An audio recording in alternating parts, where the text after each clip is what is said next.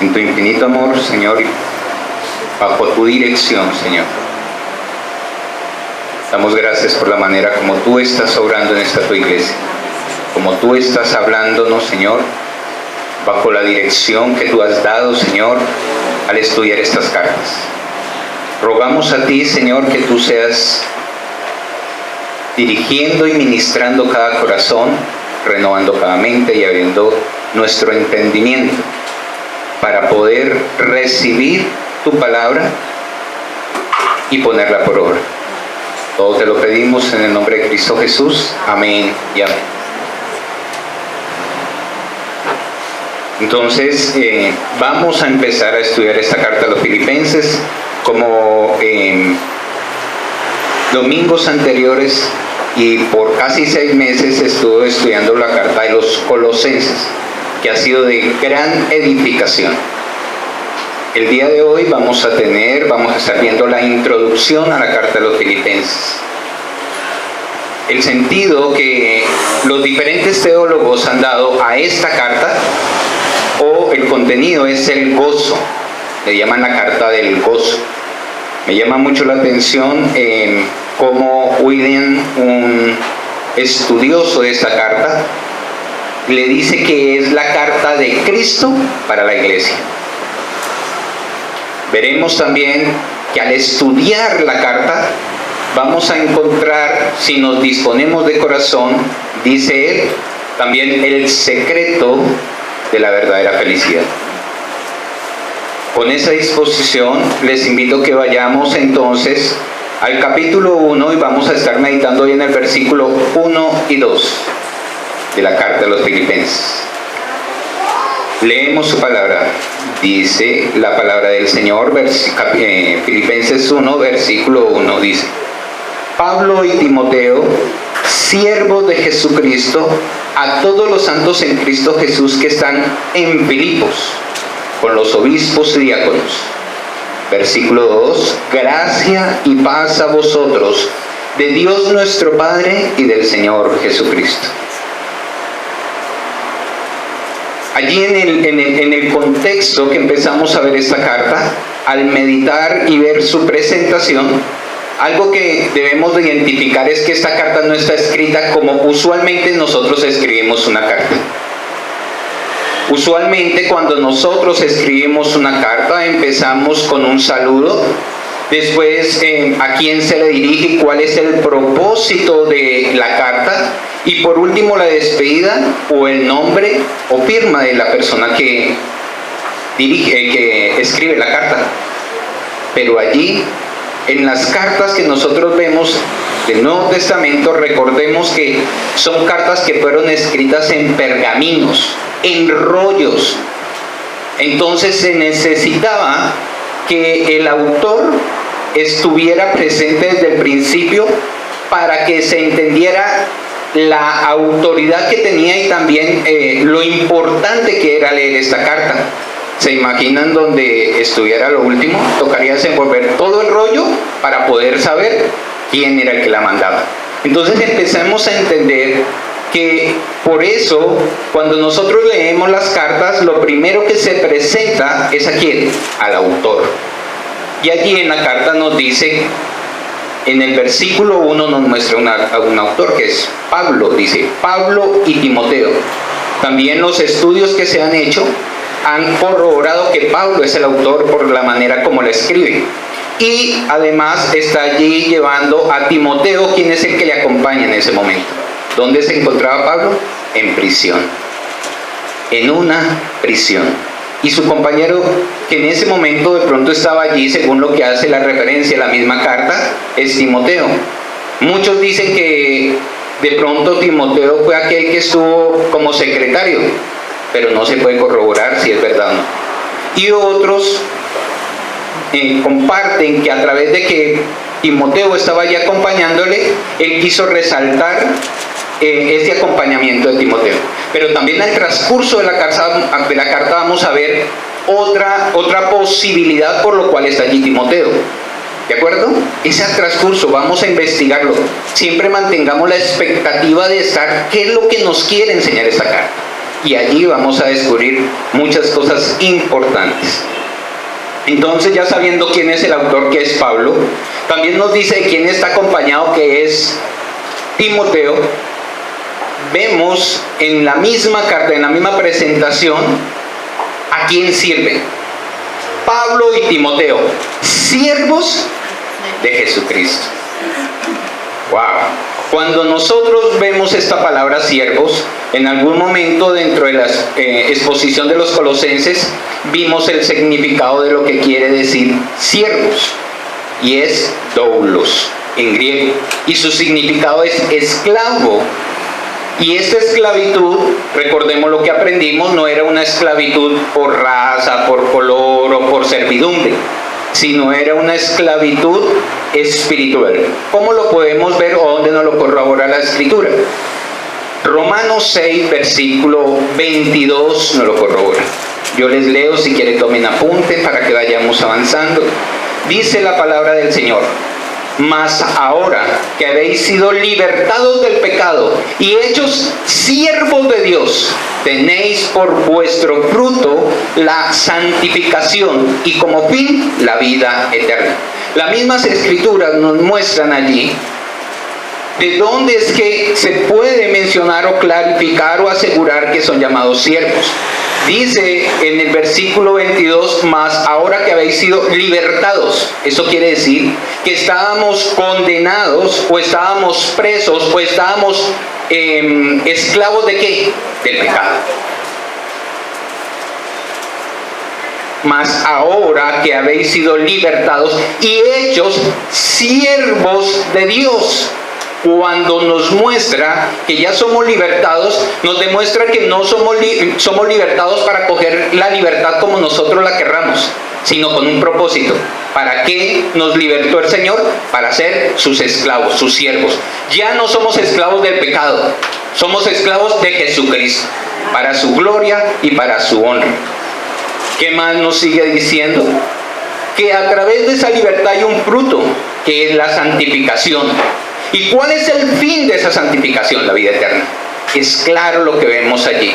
Estos siervos eran esos esclavos del Señor que anunciaban, que llevaban, porque estos siervos habían sido preparados para ser misioneros, que era lo que prácticamente en ese momento estaba llevando a cabo Pablo en esos viajes. Estamos hablando del segundo viaje misionero que tuvo Pablo. Él está recordemos, a quién se dirige, ¿cierto? ¿Y quiénes son ellos? Esos siervos. Ahora, después de haber visto quién es el que escribe la carta, ¿cierto? De quién está acompañado, también nos sigue diciendo la carta a quién se dirige. Su autor es Pablo, su acompañante es Timoteo, ¿y a quién se dirige? Dice, a todos los santos. Wow. O sea, está hablando un grupo de personas que son nombradas como santos. Esta palabra en griego, santo, se escribe hagios, y su significado es consagrado, dedicado o apartado del uso común para un uso sagrado. Un santo es una persona que ha sido apartada por el Señor para que le dé gloria. Y es en este sentido que Pablo se dirige a aquellos que llama santos. Este grupo de personas que son santas porque están en Cristo hace referencia que es una comunidad o una iglesia o una congregación de ¿qué? De santos.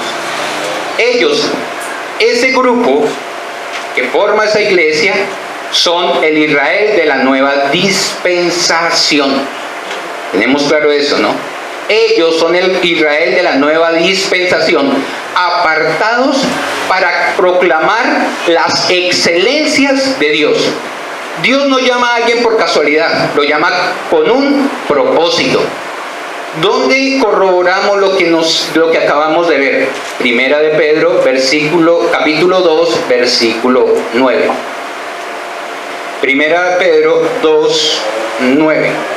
Nos dice la palabra del Señor: mas vosotros sois linaje escogido, real sacerdocio, nación santa, pueblo adquirido por Dios, para que anunciéis las virtudes de aquel que os llamó de las tinieblas a la luz admirable.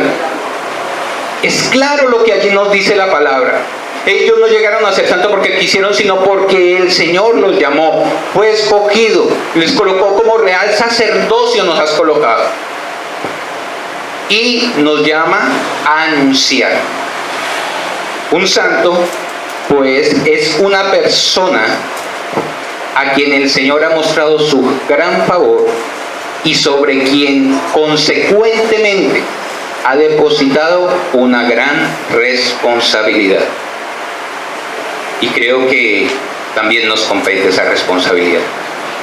Creo que hemos sido llamados por el Señor, porque estamos en una iglesia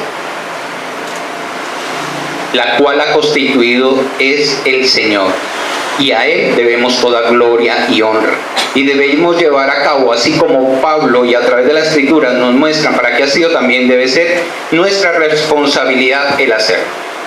Recordemos que el que es santo debe tener presente que ha sido llamado a ser santo. Yo no simplemente debo decir es que yo soy santo porque estoy en una iglesia. No. Yo soy santo porque he sido llamado por el Señor a ser santo. Debo de comportarme como ese hijo del Señor. ¿Y dónde lo vemos? Primera de Corintios capítulo 1 versículo 2. Es la misma palabra la que nos sigue cada día clarificando.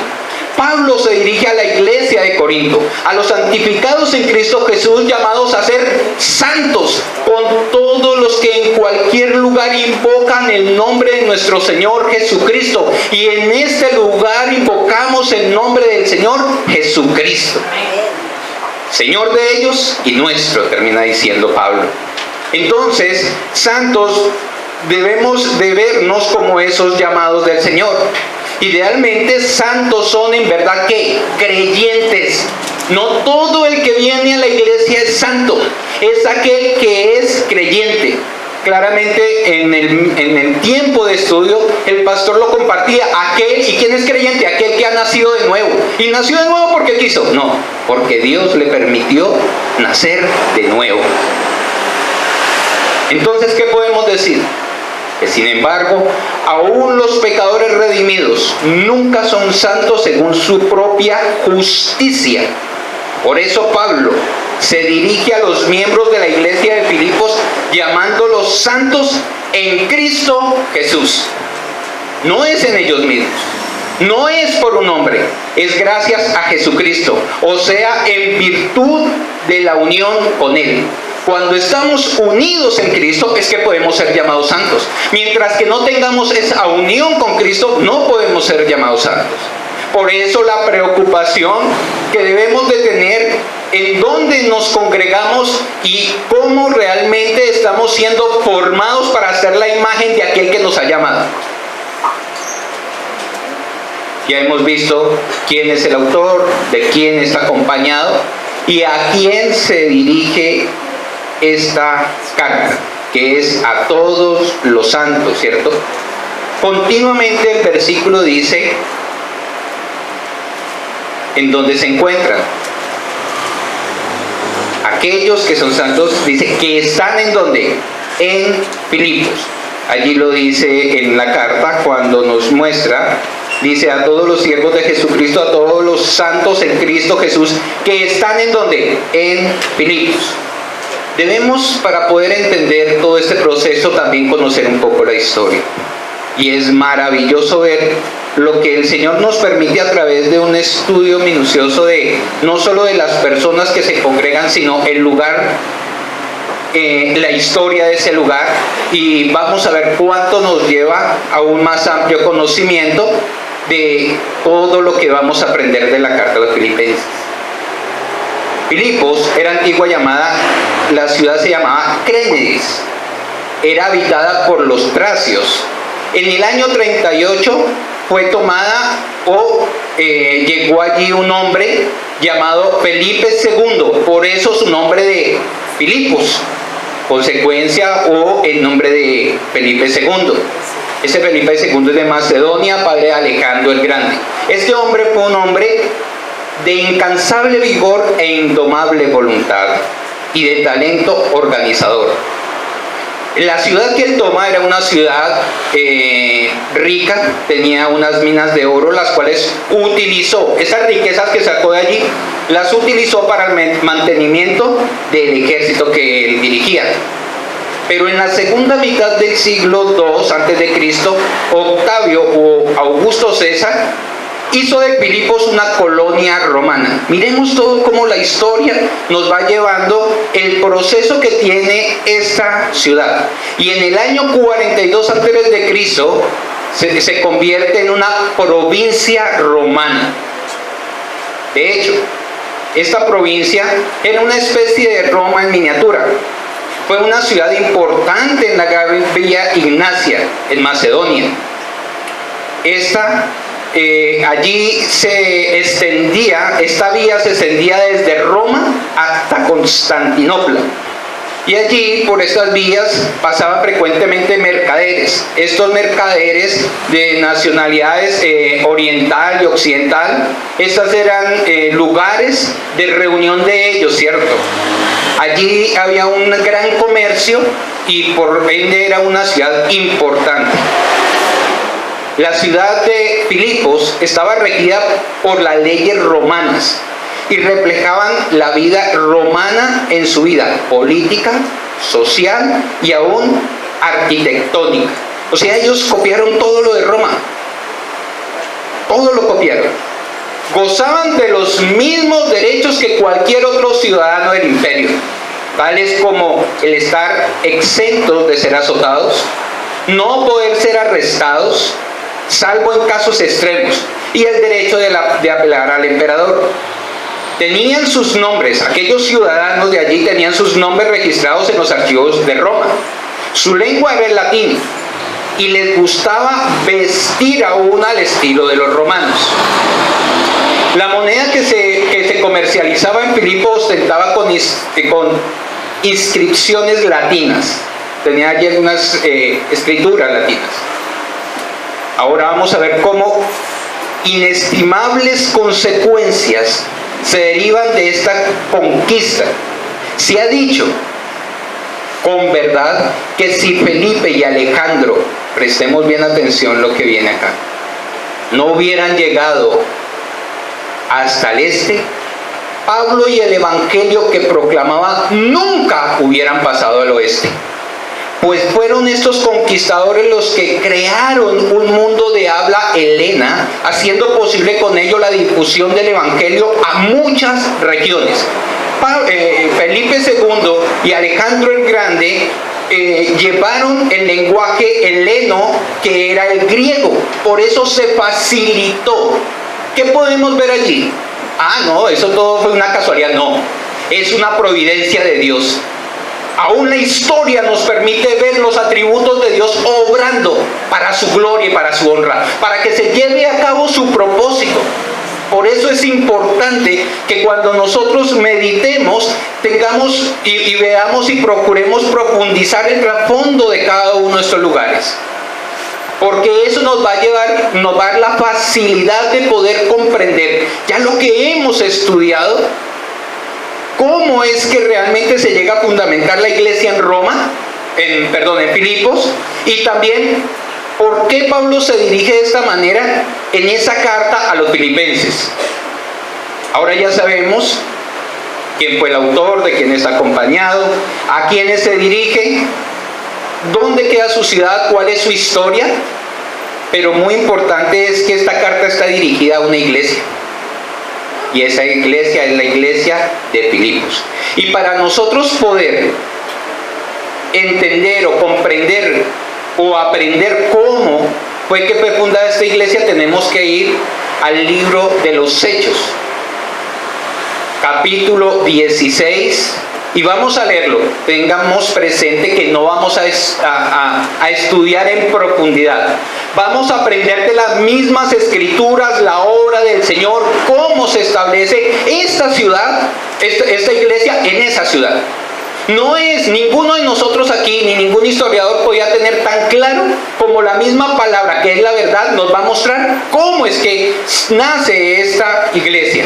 Y vamos a tomarles del versículo 1 en adelante, otros la toman versículos más adelante, pero nosotros hemos escuchado de unos nombres que cuando nosotros leemos desde el versículo 1 vamos a empezar a entender el proceso de la dirección y la voluntad de Dios obrando para que todos sus planes perfectos se lleven a cabo. Entonces vamos a Hechos 16, versículo 1 en adelante. Versículo 1 dice: después llegó a Derbe y a Listra. Viene Pablo haciendo su viaje misionero y dice: he aquí que allí cierto discípulo llamado Timoteo, hijo de una mujer judía creyente, pero de padre griego, y daban buen testimonio de él los hermanos que estaban en Listra y en Iconio. Quiso Pablo que éste fuese con él, y tomándole le circuncidó por causa de los judíos que habían en aquellos lugares, porque todos sabían que su padre era griego, y al pasar por la ciudad le entregaban las ordenanzas que habían acordado los apóstoles y los ancianos que estaban en Jerusalén para que las guardasen. Así que las iglesias eran confirmadas en la fe y aumentaban en número cada día. Del versículo 1 al versículo 5 nos muestra cómo es el llamado de el compañero de Pablo. Llamó a Timoteo y dice: porque lo llamó, ¿qué obra hizo? Pero también uno de los propósitos por los cuales ellos estaban yendo a las iglesias, ¿cierto?, era entregándoles unos tratados, haciendo la obra del Señor, y nos muestra cómo crecía la iglesia en ese tiempo. Versículo 6. Y atravesando por Frigia y la provincia de Galacia, les fue prohibido por el Espíritu Santo hablar la palabra en Asia. Y cuando llegaron a Misia, intentaron ir a Bitinia, pero el Espíritu no se lo permitió. Y pasando junto a Misia descendieron a Troas, y se le mostró a Pablo una visión de noche. Un varón macedonio que estaba en pie rogando y diciendo: pasa Macedonia, ayúdanos. Cuando vio la visión, enseguida procuramos partir para Macedonia, dando por cierto que Dios nos llamaba para que les anunciásemos el Evangelio. Mientras que leemos, nos damos cuenta que ellos están haciendo la obra del Señor, pero la obra del Señor no es como el hombre la quiere hacer, es bajo la dirección del Espíritu Santo, donde ellos son misioneros que anuncian la palabra del Señor, y el Espíritu le prohíbe en esos momentos a ellos que vayan a hablar a Asia. Y después le dice que no vayan a Bitinia. Eran los deseos de ellos, pero la dirección del Espíritu era otra. Los planes del Señor eran otros. Y se los da a conocer a Pablo. Cuando en visión, recordemos que estamos hablando de los principios donde todavía estaban los apóstoles verdaderos, que el Señor se manifestaba como a Él le placía manifestarse a su pueblo, utilizando y dirigiendo a través de visiones, como lo muestra aquí. No es como hoy en día muchos quieren hacerlo. Ya el Señor lo que tenía que decir, ya lo dijo, y quedó en su palabra escrito. En ese momento era la manera como Dios se comunicaba con sus siervos. Y dice que cuando Pablo recibió esa visión, tomó la decisión inmediata. Dice que enseguida procuraron partir. ¿Para dónde? Para Macedonia. Dando por cierto que Dios nos llamaba para que le anunciara el Evangelio. Era Dios y es Dios que hace esa obra. Dice después: zarpando pues, versículo 11, zarpando pues de Troas, vinimos con rumbo directo a Samotracia y al día siguiente a Neápolis, y de allí a Filipos, que es la primera ciudad de la provincia de Macedonia y una colonia. ¿Una colonia qué? Romana. ¿Cuándo lo aprendimos? Cuando estudiamos la historia. Si no hubiéramos estudiado la historia, simplemente dirías que es una colonia. Cuán importante es poder conocer esto. Y dice también que estuvimos en aquella ciudad algunos días. Ya nos empieza a mostrar que Pablo, cuando llegó allí, ya ellos llevaban o empezaron a estar allí unos días. No nos dice cuántos. Y dice que un día de reposo salimos fuera de la puerta junto al río donde solía hacerse la oración, y sentándonos hablamos a las mujeres que se habían reunido. Entonces una mujer llamada Lidia, vendedora de púrpura de la ciudad de Tiatira, que adoraba a Dios, estaba oyendo, y el Señor abrió el corazón de ella para que estuviese atenta a lo que Pablo decía. Y cuando fue bautizada y su familia, nos rogó diciendo: si habéis juzgado que yo sea fiel al Señor, entrad en mi casa y posad. Y nos obligó a quedarnos. Qué impactante es ver. Primero, dice que ellos salieron a donde era costumbre la oración en ese lugar, y no menciona una sinagoga. Dice que era en un lugar cerca del río donde se reunían a orar. Y lo otro, no había nombres, dicen que habían mujeres reunidas. Y Pablo empieza a hablar a estas mujeres. También nos narra que dentro de estas mujeres había una mujer llamada Lidia, ¿cierto? Que adoraba al Señor, pero solo, y escuchaba a Pablo. Pero ahí viene la obra del Señor cuando dice que es el Señor el que abrió el corazón de ella para que estuviese atenta a lo que Pablo decía. Y después de estar escuchando a Pablo lo que decía, nos muestra el resultado de escuchar la palabra, de escuchar la verdad, de escuchar el Evangelio. Y dice que ella tomó la actitud de ¿qué? De bautizarse. Y no solo ella, su familia también. Allí vemos cómo es que esa iglesia empieza a nacer, unos nuevos creyentes empiezan a venir. Después dice: y aconteció que mientras íbamos a la oración, nos salió al encuentro una muchacha que tenía espíritu de adivinación, la cual daba gran ganancia a sus amos adivinando. Esta, siguiendo a Pablo y a nosotros, daba voces diciendo: estos hombres son siervos del Dios Altísimo, quienes os anuncian el camino de salvación. Y esto lo hacía por muchos días. Mas desagradando a Pablo, éste se volvió y dijo al espíritu: te mando en el nombre de Jesucristo que salgas de ella. Y salió en aquella misma hora.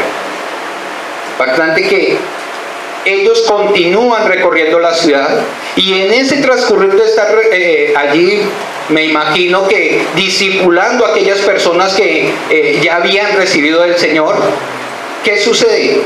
Un espíritu, una mujer con un espíritu de adivinación, reconoce y hace público a estos siervos, que es la misma palabra que se utiliza, o los esclavos del Dios Altísimo, que van con un propósito, que es anunciar el camino de la salvación.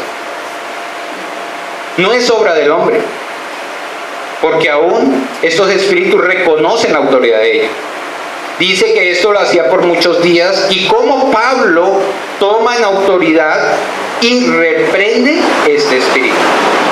Continuamos en el versículo 19. Estamos viendo cómo es que se hace la obra de iniciar la iglesia en Filipos.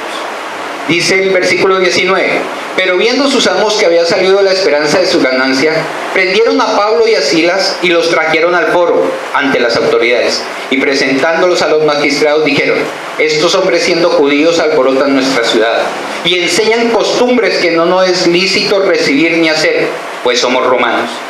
Y se agolpó el pueblo contra ellos y los magistrados, rasgándoles las ropas, ordenaron azotarle con varas. Después de haberle azotado mucho, los echaron en la cárcel, mandando al carcelero que los guardasen con seguridad, el cual, recibiendo este mandato, los metió en el calabozo de más adentro y les aseguró los pies en el seco.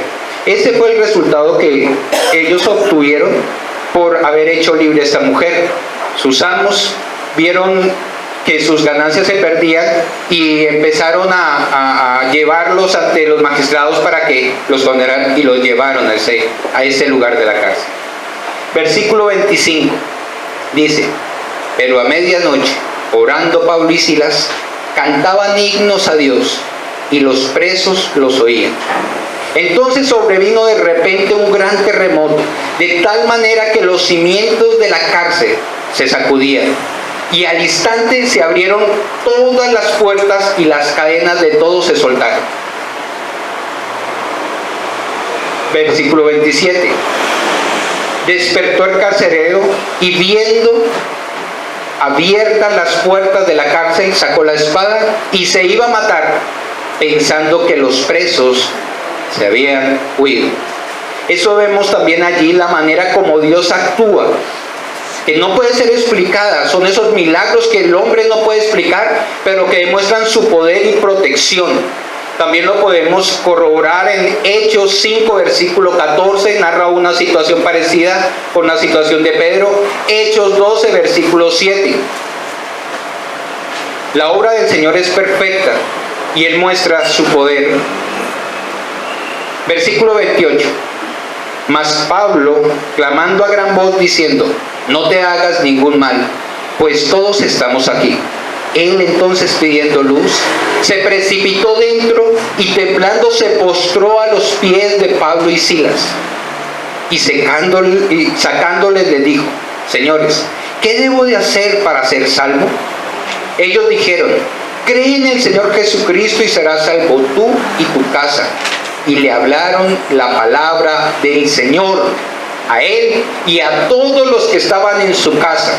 Y él, tomándolos en aquella misma hora de la noche, les lavó las heridas y enseguida se bautizó él con todos los suyos. Y llevándolos a su casa le puso la mesa y se regocijó con todos los de su casa de haber creído a Dios. El anuncio del Evangelio y la manifestación del poder de Dios es el que hace la obra para doblegar todo corazón. ¿Por qué Pablo y Silas fueron a ese lugar, a la cárcel? Porque había un propósito de Dios también en la vida de este hombre y en la familia de este hombre. Son los propósitos del Señor, la obra del Señor, el poder del Señor obrando. Después del versículo 35 nos dice: cuando fue de día, los magistrados enviaron alguaciles a decir: suelta a aquellos hombres. Y el carcelero hizo saber estas palabras a Pablo: los magistrados han mandado decir que os suelte, así que ahora salid y marchaos en paz. Pero Pablo le dijo: después de azotarnos públicamente, sin sentencia judicial, siendo ciudadanos romanos, nos echaron en la cárcel y ahora nos echan encubiertamente. No, por cierto, sino vengan ellos mismos a sacarnos. Y los alguaciles hicieron saber estas palabras a los magistrados, los cuales tuvieron miedo al oír que eran romanos. Y viendo, le rogaron y sacándole le pidieron que saliera de la ciudad. Entonces, saliendo de la cárcel, entraron en la casa de Lidia y habiendo visto a los hermanos, los consolaron y se fueron. Cerrando el versículo 35 al 40, nos lleva a meditar el hecho de por qué Pablo, cuando fue preso, no dijo que era ciudadano romano. Él lo pudo haber dicho. ¿Y cuál es, según lo que aprendimos, qué había de beneficio, de cuidado para aquellos ciudadanos romanos? No podían ser apresados sin un juicio, ¿cierto? No podían ser latigados y ellos fueron azotados y no podían ir a una cárcel así como estaban, y ellos lo hicieron. ¿Por qué? Por la dirección del Señor, por la obra. No la entendemos, por eso dice que son milagros que para nosotros son incomprensibles. Lo que sucede cuando se abren las cadenas. ¿Por qué los presos no se fueron? ¿Y por qué este hombre, siendo un carcelero, llega un momento a esa pregunta y le dice: ¿qué debo de hacer para ser salvo? ¿De dónde él nació de él conocer que necesitaba la salvación? Una posibilidad puede ser de que escuchó lo que esta mujer decía, la divina, ¿cierto? Que enseñaba el camino de la salvación. Puede ser una de ellas, que escuchó eso. Y lo segundo, ver la manifestación del poder de Dios, la obra que hace. Y enseguida Pablo y Silas le enseñan es la palabra del Señor. Es la palabra del Señor la que trae esa verdadera liberación. El anuncio del Evangelio y la manifestación del poder de Dios es que doblegan esos corazones. Cuando sucede esto, es que viene esa credibilidad de esa salvación. Ahora, nos dice que ellos salieron y se fueron, ¿a dónde? A la casa de Lidia. ¿Y con quiénes se encontraron allí? Con los hermanos.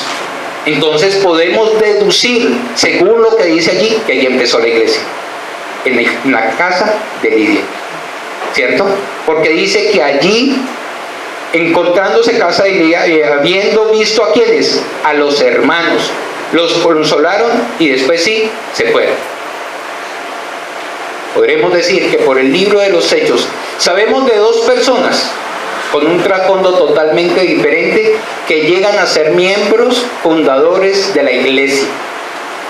Lidia de Tiatira, la vendedora de púrpura, una mujer comerciante de una posición social. Se cree que por el comercio que ella tenía era una buena posición social. ¿Y cuál otro? Ella y su familia. Y el carcelero, un hombre de condición financiera baja, ¿cierto? Más bien de pronto necesitado. Pero él también. Y muy posiblemente, aunque no se dice en ningún momento en la carta, es posible que aún la esclava que tenía el espíritu de adivinación también haya llegado a ser parte de esa iglesia. Estos convertidos, habiendo conocido el camino de la salvación, podían testificar que la salvación es un don de Dios, porque todo fue a través de la manifestación de Dios. Lidia creyó porque Dios le abrió el corazón a ella, porque aunque adoraba y escuchaba, todavía no se le había abierto el corazón. ¿Y eso quién lo hizo? Dios. Por eso es lo importante de que nosotros nos reunamos a escuchar la palabra de Dios, porque allí es donde la obra del Señor se hace. Y allí está esa iglesia. Ella, con esa disposición, es que esa obra del Señor se lleva a cabo. También, el carcelero es otro de los que se manifiesta allí.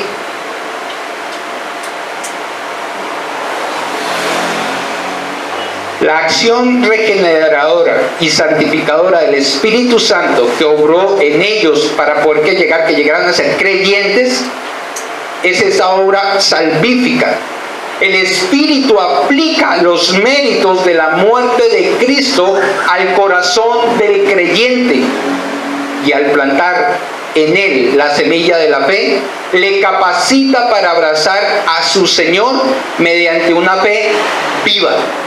Porque como lo aprendíamos esta mañana, y me gozaba mientras escuchaba la enseñanza que recibíamos temprano en la escuela, nuestra condición humana antes de conocer a Cristo es de muerte, porque estábamos muertos, y dice la palabra que estábamos muertos en nuestros delitos y pecados. Pero solo es la obra del Espíritu. Es el don de Dios en la obra del Espíritu al anunciar el Evangelio, cuando Él abre el corazón, que planta esa semilla de la fe para capacitar al hombre y poder tener esta fe salvífica. Allí nos muestra que así realmente es que nace una verdadera iglesia. No simplemente porque un hombre quiso. No, Pablo se identifica que era un siervo del Señor. Pablo no empieza la carta diciendo, esta carta es tan importante también por eso, porque él no empieza diciendo como en otras cartas, Pablo, apóstol de Jesucristo. No, él dice, Pablo y Timoteo. Había una cercanía con las personas a las cuales le dirige la carta, ¿cierto? Y en esa cercanía no demuestra su posición espiritual o su posición de autoridad espiritual. Y vamos a través de estar estudiándola, vamos a comprender por qué.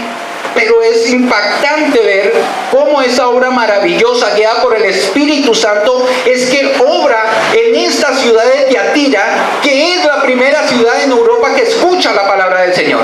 Por allí entra, por ese lugar. Nosotros, y cuando yo no lo puedo negar, cuando lo estudio y me doy cuenta, digo, wow, Señor, tu obra maravillosa. Como un hombre que es enviado a predicar la palabra, el Señor le prohíbe para que no la hable, para que no la predique. Y como después le dice, no vaya hacia otro lugar. No vamos a ir donde querramos. La palabra, cuando llega a un lugar, llega con un propósito y cumple el propósito por la cual es dada. Por eso necesitamos escuchar la palabra para cumplir el propósito, ya que somos esos santos del Señor que hemos sido llamados, pero hay una responsabilidad de parte nuestra.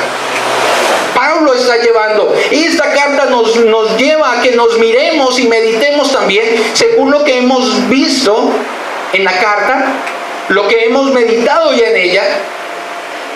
¿Qué hace falta de mí para realmente cumplir ese llamado del Señor? ¿O me gusta simplemente ser uno que viene y escucha y sale lleno? Y de la obra que Él me encomendó, por lo cual me salvó, por lo cual me llamó, por lo cual me santifica. ¿Qué estamos haciendo, iglesia? ¿Podríamos llamarnos realmente santos? ¿Será que ya hemos recibido, o por qué no hemos podido? Claro que los tiempos son del Señor, pero algo que me impacta es que tanto Lidia como el carcelero reciben la palabra, el evangelio, el Señor obra en ellos y su familia se convierte.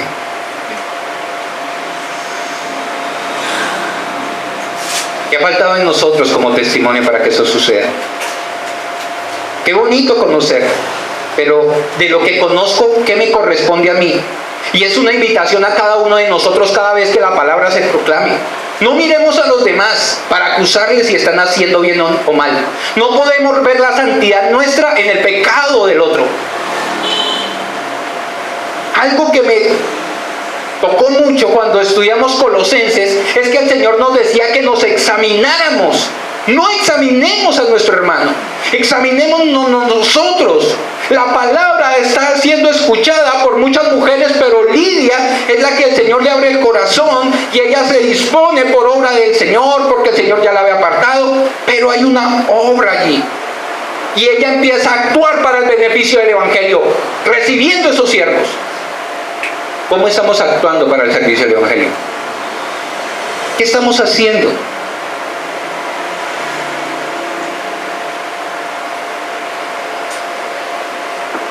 Podríamos decir que estos miembros iniciales, a través de ellos, Dios continúa construyendo su iglesia. Y es por eso que en tan corto tiempo, Pablo escribe acerca de ancianos y diáconos. En Hechos 14, versículo 23, dice la palabra del Señor: y constituyeron ancianos en cada iglesia, habiendo orado con ayuno, los encomendaron al Señor en quien habían creído. Y en Hechos 6, versículo del 1 al 7, nos muestran cómo es que son llamados los diáconos, porque enseguida nos dice que a los ancianos y diáconos era mandada la carta. Podemos ver que Dios es un Dios de orden. Cuando hablamos de ancianos, está hablando de los pastores de la iglesia, de los que son encargados de dirigir espiritualmente la iglesia. Y en Hechos de los Apóstoles, los discípulos, hay mujeres, hay personas, hermanos que se quejan por la falta de atención a las viudas del lugar y dicen que pues hace falta atención. Y los que estaban en esa atención, ¿quiénes eran? Los apóstoles. Ellos dicen: no podemos seguir haciendo esto, tenemos que buscar dentro de los que sirven hombres llenos del Espíritu para que sirvan como diáconos, para que hagan lo que ellos tienen que hacer, y nosotros vamos a hacer a lo que hemos sido llamados a hacer: anunciar el Evangelio, a guiar a la iglesia, a orar. Entonces ellos muestran allí la misma carta el orden que Dios tiene en esta iglesia. Por eso, durante el periodo comprendido entre los años 44 y 50 después de Cristo, en su segundo viaje misionero, es que Pablo, con esos acuerdos que ha llevado, es que conforman a ancianos en todas las iglesias. Y la iglesia de Filipos es constituida o nace en el año 52, también en ese mismo viaje misionero. Allí fue cuando empezó esta iglesia. Podemos ver cómo fue que empezó la iglesia de Filipenses. Y es una gran bendición de que en esta iglesia siervos de la palabra, así como ellos experimentaron el poder del Señor, la bondad, la misericordia y la gracia del Señor derramada sobre ellos, nosotros como iglesia también lo hemos visto. Pero recordemos que qué bueno es poder ver esta iglesia, meditar en lo que allí nos dice, mirarnos nosotros, pero también responsabilizarnos con lo que nos corresponde, hermanos. Después continúa la salutación, versículo 2, que dice: gracia y paz a vosotros de Dios nuestro Padre y del Señor Jesucristo.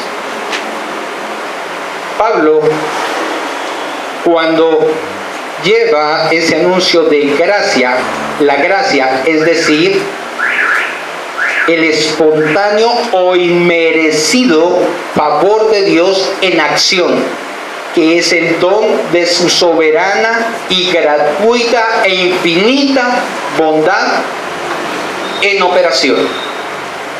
Y cuando dice y la paz, hace una representación, o sea, la convicción de la reconciliación mediante la sangre de la cruz y una verdadera abundancia y plenitud espiritual.